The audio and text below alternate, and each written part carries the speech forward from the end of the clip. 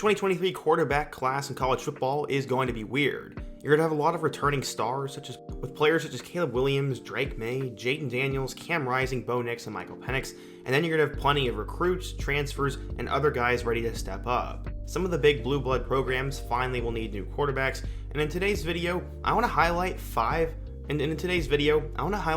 quarterback battles I'm really intrigued to watch, and we're going to talk about each battle, go through who I think will win, and my thoughts. But before we get started, be sure to quickly hit that subscribe button if you love college football content, leave a like if you want to support today's video, turn on notifications so you never miss when I upload, and let me know what player, team, topic, or situation I could cover next. Now, let's get started and talk about 5 more quarterback battles for the 2023 season. So the first one I want to talk about is Purdue. Head coach Jeff Brom left for Louisville, so in comes former Illinois defensive coordinator Ryan Walters.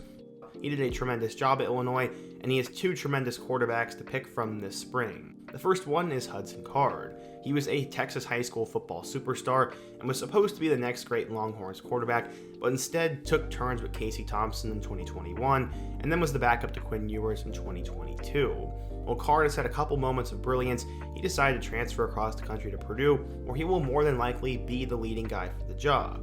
He has more experience and has all the potential in the world to be great. But Brady Allen is not going to let that happen very easily. At 6'5", Allen is one of the top high school quarterbacks in Indiana high school football history, and the guy is going to be a star at some point. He went to Gibson Southern High School near Evansville, Indiana, and was the number 10 quarterback in the class of 2022. Allen exploded on the recruiting scene, and as I said, has all the potential in the world and is definitely the future of the program. He flirted with the transfer portal, but decided to come back. Ultimately, I think Card will be the week 1 starter, but the moment he struggles, or if Purdue struggles against their tough schedule, I think Allen will be put in the mix, and inevitably, he'll be the better player, but for now, Card probably wins the job due to his experience. Up next, I want to quickly address Clemson. While many think there is no quarterback battle going on here, I actually think there will be one. Right now, there are 2 guys on the team who could potentially play, with a third dude who's somewhat of a weird wild card who I'll explain more. Sweeney is not afraid to play whatever quarterback it takes to win, as we saw him play Trevor Lawrence over Kelly Bryant back in the late 2010s. While at times it looked like DJ Uiagalelei needed to be benched, it just seemed that Cade Klubnik was not quite ready to take over. Now though, Clemson fans will get their wish, as DJ is transferred to Oregon State, and Cade will be the frontrunner to win the starting job. Klubnik has a lot of work to do, but he definitely has all the potential and tools in the world to be a star quarterback. He will have to fight off 2 players though. The first one is Paul Tyson. I made a video about him a couple days ago, but he's Bear Bryant's great-grandson and was a 4-star quarterback coming out of high school and played at both Bama and Arizona State, so he has some experience to his name, and while he is looking to go into coaching, you can't rule anything out at this point, but he's more than likely holding a clipboard and preparing for his next career. The other guy we need to talk about is Christopher Vezina. Vezina has always been a big-time quarterback recruit, and coming out of the state of Alabama, is one of the top quarterbacks in the class of 2023. He has all the potential and tools in the world to be a star for them as well, and with how well he has been performing and how high scouts have been on him, there's a chance he could come in and test Klubnik right away. It's not like Klubnik was this superstar quarterback by any means, and he's still young as well.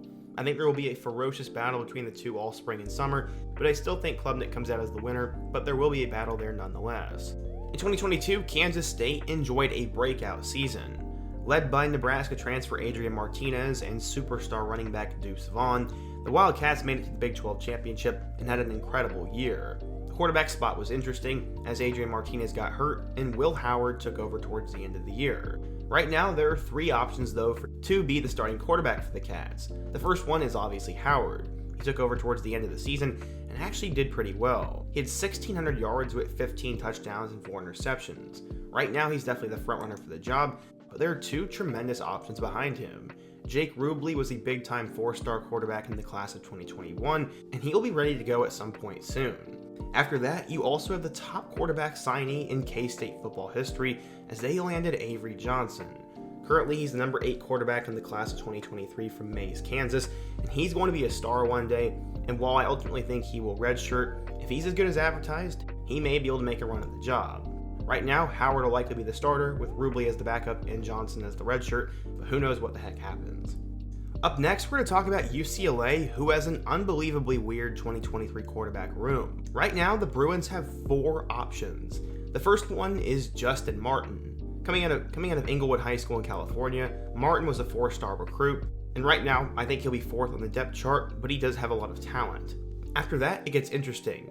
First, you'll have Colin Schlee. Schlee was an underrated recruit coming out of the state of Maryland, and he went to Kent State. He took over as the starter in 2022 and put up one of the best seasons in Kent State history. He was arguably the best quarterback in the MAC and decided to transfer up a level to UCLA. I assume he wouldn't transfer there if he didn't have a chance at competing.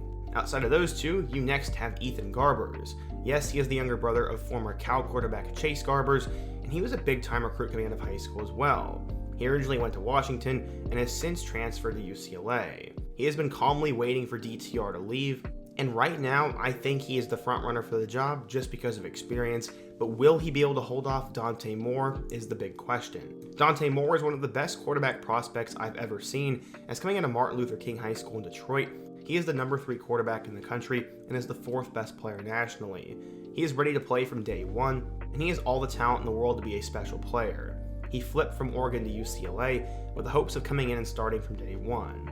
Ultimately, the battle will probably come down to Moore and Garbers, with Schlee having a small chance, and I think this goes one of two ways. Either Garbers wins the job and Moore is the backup, or Moore quickly wins the job and Garbers enters the portal. I don't see all 4 of these quarterbacks being on the roster by the time the fall comes around, but either way, it'll be crazy to see what happens. And what do you guys think? Last but not least, we have to talk about Ohio State.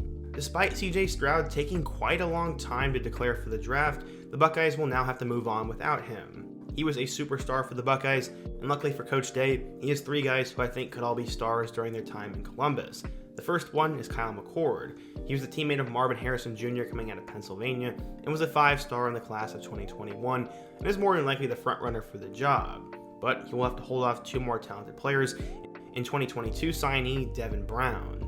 Brown was a 5-star according to some sources, but the consensus around him was that he was a high 4-star player who had a chance to be special down the road. I've heard a lot of good things behind the scenes about him, but I still think he'll more than likely be the backup.